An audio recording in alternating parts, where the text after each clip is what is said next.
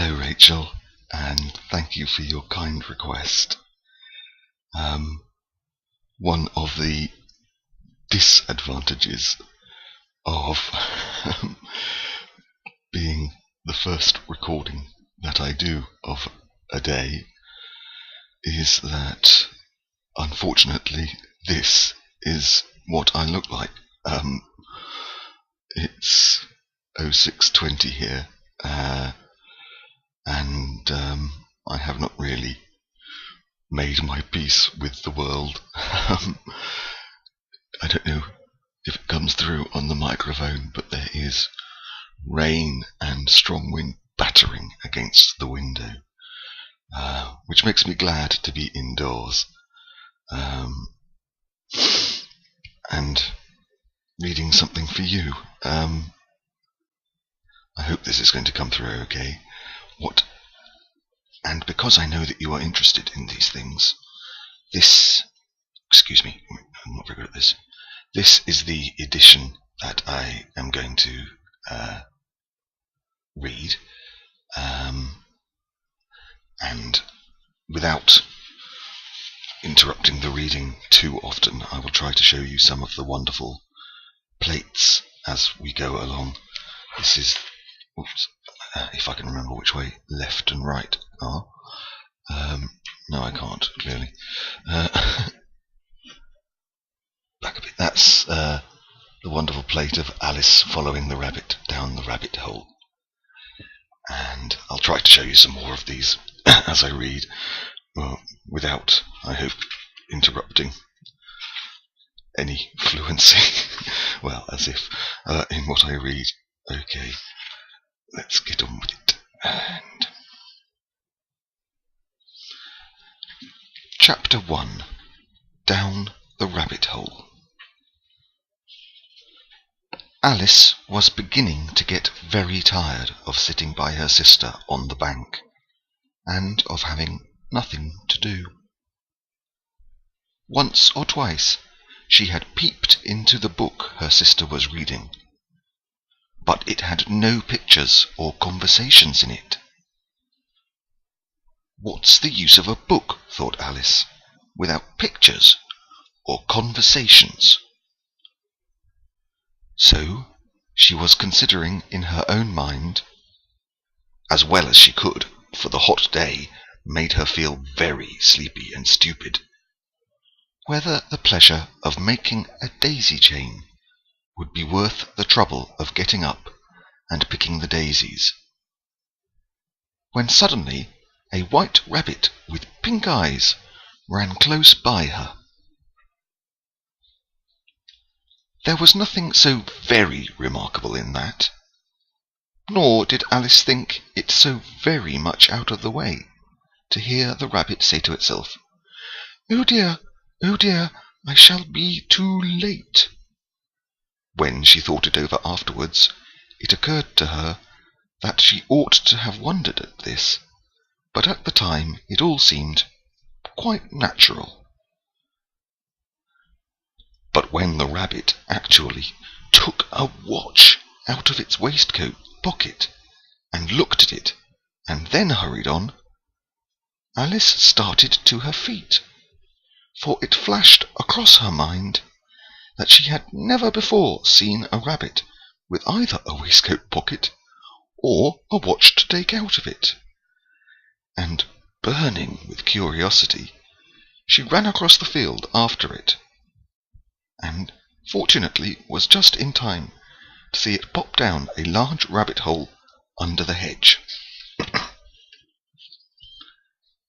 In another moment, down went Alice after it, never once considering how in the world she was to get out again.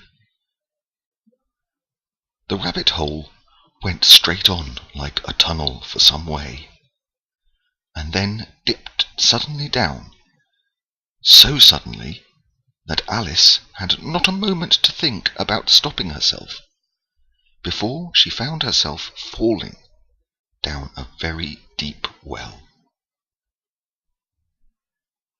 Either the well was very deep, or she fell very slowly, for she had plenty of time as she went down to look about her and to wonder what was going to happen next. First she tried to look down and to make out what she was coming to, but it was too dark to see anything.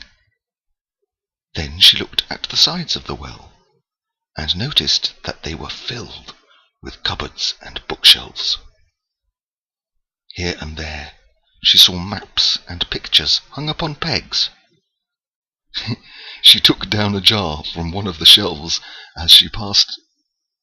It was labelled orange marmalade, but to her great disappointment, it was empty. She did not like to drop the jar for fear of killing somebody, so managed to put it into one of the cupboards as she fell past. Well, thought Alice to herself, after such a fall as this, I shall think nothing of tumbling downstairs. How brave they'll all think me at home. Why, I wouldn't say anything about it, even if I fell off the top of the house, which was likely true. Down, down, down.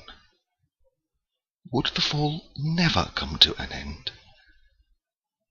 I wonder how many miles I've fallen by this time, she said aloud. Excuse me. I must be getting somewhere near the centre of the earth. Let me see.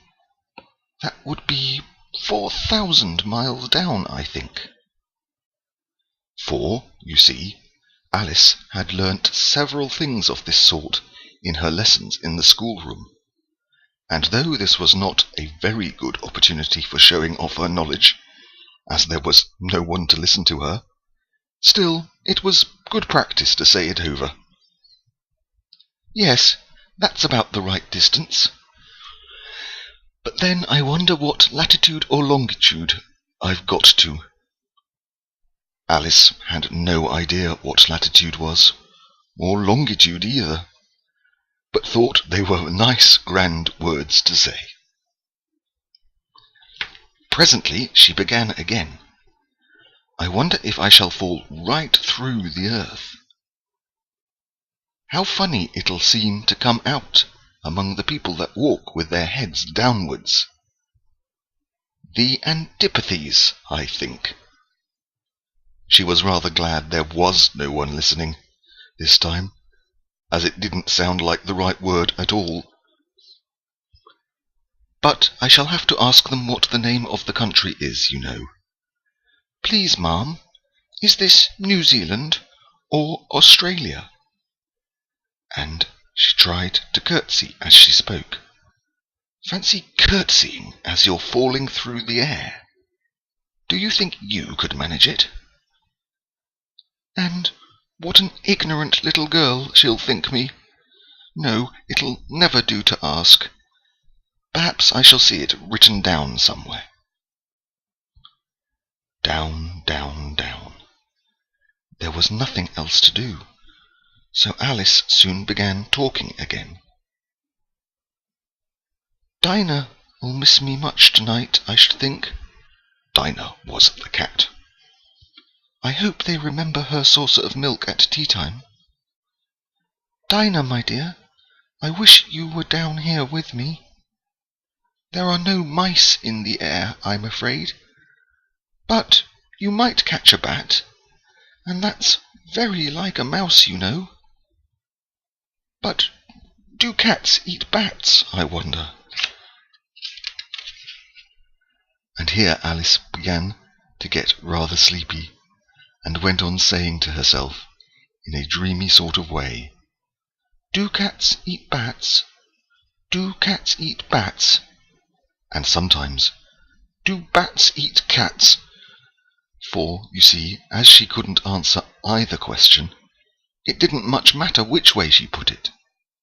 She felt that she was dozing off, and had just begun to dream that she was walking hand in hand with Dinah, and saying to her very earnestly, Now, Dinah, tell me the truth. Did you ever eat a bat? When, suddenly, thump, thump, down she came upon a heap of dry leaves, and the fall was over. And I think I shall leave Alice's adventures there and take them up again some other time.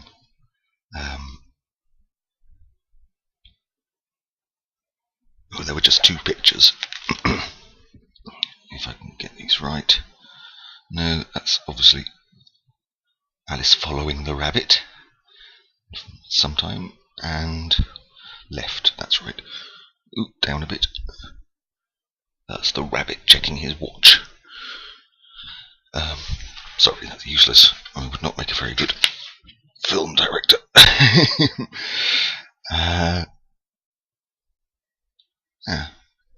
Interesting mention of marmalade there. I wonder if Paddington has been down that rabbit hole.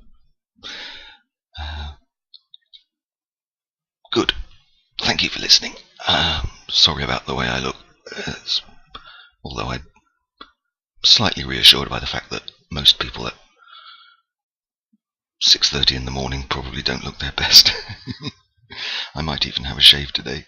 You take care of yourself. Thank you. Bye-bye.